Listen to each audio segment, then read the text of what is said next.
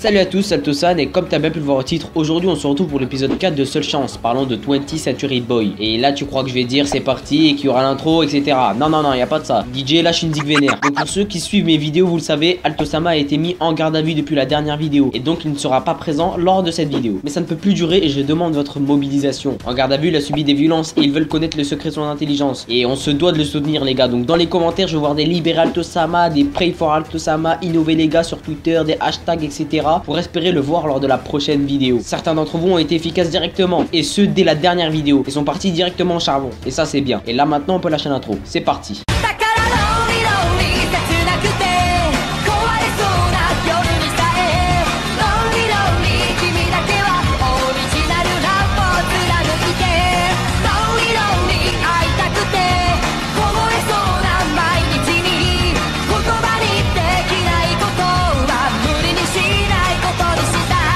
Aïe 20th Century Boy. Si t'as suivi les cours depuis le début de l'année, là c'est du déjà vu et on est à domicile. C'est le pote Naoki Urasawa qui l'a fait, il date un peu mais le high level est toujours présent. Au cas où si t'as gratté de 1 déjà tu montes ton absence et de 2 bon t'as de la chance, tu peux rattraper le cours en regardant la mangaka story de Naoki Urasawa. Passons maintenant au moment descriptif de ce manga.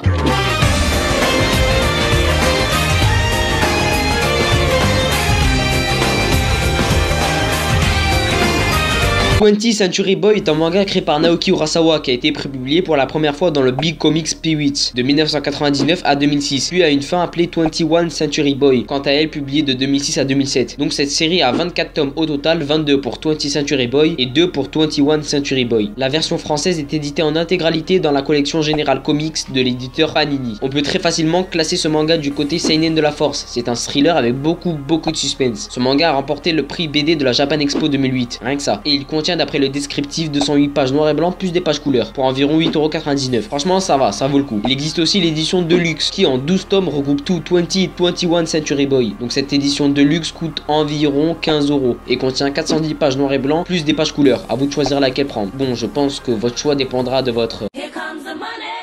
Here we go. Money talk. Here comes the money.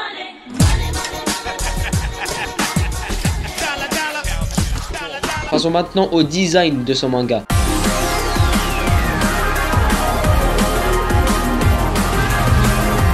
Ah là là, le design. Je sais pas si c'est fait exprès, mais ça fait old school. La couverture en elle-même fait un petit peu space. C'est pas du Platinum 1, du Poison City ou encore du One Piece. Mais on s'y habitue très vite, croyez-moi. Dans cette première de couverture, on voit 3 enfants en bas à droite. En haut, le titre 20th Century Boy. En bas à gauche, le logo de la maison d'édition. Puis juste en haut, le numéro du tome. Entouré de ce qui entoure un atome normalement appelé l'orbite. Hashtag cours de physique. Hashtag aussi plagiat des transitions de Jimmy Neutron. Il a cru Naoki, j'allais pas capter. T'inquiète même pas que les vrais savent. Tout en haut, on retrouve le nom du sensei, Naoki le beau gosse. Derrière, il n'y a pas plus simple, le même dessin que devant avec le mini synopsis fond noir point. Ça te met direct dans l'ambiance qu'on n'est pas là pour rigoler et ça va chier clairement. Je préfère carrément les couvertures de la version Deluxe qui sentent le neuf, la mise à jour 2.0. C'est quand même beaucoup plus sobre, mais il faut de la... Here comes the money. Here we go. Money talk. Here comes the money.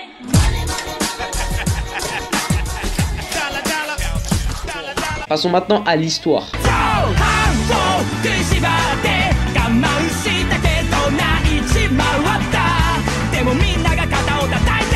Alors là l'histoire, je crie au génie. Au génie. On va suivre Kenji qui est un homme lambda qui gère un petit courbinier, rien de spectaculaire. Sauf qu'un jour un de ses potes d'enfance va mourir et lui passer une lettre où est écrit: est-ce que tu te rappelles de ce signe? Et après de nombreuses péripéties, il va se rappeler que lorsqu'il était petit, lui et ses potes avaient écrit dans un livre un tas de catastrophes naturelles. Pour le délire, tu vois, c'est des gosses de 10 ans. Et que ce petit Kenji avait créé une bande et que cette bande avait pour logo le signe que son ami lui avait confié avant de mourir. Déjà là tu dois dire oh putain que c'est chaud. Mais le pire c'est pas ça, c'est qu'il va rencontrer un mec appelé l'ami et qui est caractérisé pour avoir un bout de tissu sur la tête avec le signe de sa bande étant petit. Et ce gars a créé une sorte de secte qui a masse d'adhérents. Le souci n'est pas là, il fait ce qu'il veut le mec, chacun son délire. Mais à cause de l'ami, toutes les catastrophes que Kenji avait écrites avec ses potes, qui sont des catastrophes détaillées, avec des dates et tout, eh ben elles vont toutes se réaliser et dans l'ordre. Et dis-toi pas que c'est des petites catastrophes, non, là dis-toi que ça sort de la tête de gamins de 10 ans, ça base de robots géants, épidémie, pistolets laser et tout le tralala. Et donc durant toute l'histoire, Kenji et sa bande de potes devenus grands vont devoir trouver qui est l'ami, arrêter les catastrophes et devenir les héros dont ils ont rêvé d'être étant petits. Donc là déjà, j'ai qu'un mot pour définir ce genre d'histoire: lourdeur. Et on peut aussi rajouter au génie. Donc c'est totalement lourd, c'est une histoire un petit peu bête mais qui claque complètement. Attends, mais imagine-toi des enfants qui ont écrit des catastrophes, mais en grandissant elles se réalisent et ils vont devoir les stopper. C'est simple mais c'est méga efficace. Et ça Naoki l'a capté et le manie parfaitement. Le scénario met le temps qu'il faut pour introduire l'intrigue dans le récit. En environ 4 tomes, les personnages ont déjà l'ennemi ainsi que le but à atteindre. Chaque perso a son caractère qui est très bien défini et très bien distinct des autres persos. Y a pas de moment fort ou moment faible, non pas du tout. Là du 1er au 22e tome, Naoki manipule son intrigue aussi bien que Goku manipule son ki lors de l'opening 2 de Dragon Ball Super. Je sais, je trouve des comparaisons cheloues. Mais voilà, c'est pour dire qu'au niveau scénar, c'est irréprochable. Même si la fin de 20th Century Boy est, comment dire, putain de fucking rageante. Car certains mystères centraux de la série ne sont pas du tout élucidés. Heureusement, grâce à 21 Century Boy, il rattrape le tout. Bon, maintenant, le seul point qui manque pour avoir une vision complète de cette œuvre, c'est le dessin. Direction maintenant à la partie dessin.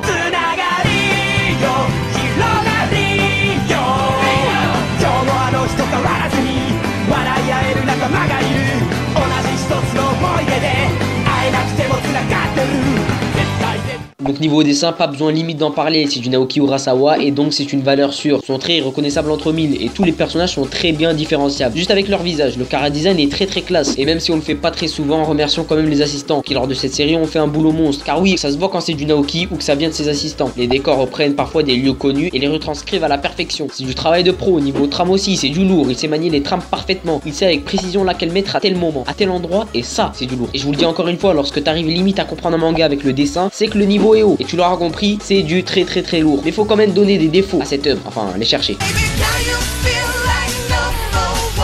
Bon, comme défaut déjà là, il n'y a pas de page couleur. Et oui, il y en a pas, je sais pas ce qu'a foutu l'édition Panini, mais il n'y a pas du tout de page couleur. Alors que pourtant Naoki sait en faire des belles. Il y a aussi la fin de 20th Century Boy qui, comment dire, va vous mettre dans la position qu'est actuellement Altosama, c'est-à-dire la PLS. Après l'avoir lu, vous aurez la dalle. Oui, t'auras l'écrou carrément. C'est pour ça que je te conseille de ne pas juste lire 20th Century Boy, mais de lire 20 et 21 Century Boy et te créer ton propre avis. Sinon pour finir, 20th Century Boy est un classique du manga que peu de gens connaissent mais qui vaut le coup carrément. C'est le genre d'œuvre qui, même si elle se déroule à une date précise du passé, ça n'empêche pas l'histoire de rester intemporelle et indémodable. Aux yeux du lecteur bien sûr. Bref, c'est du très lourd.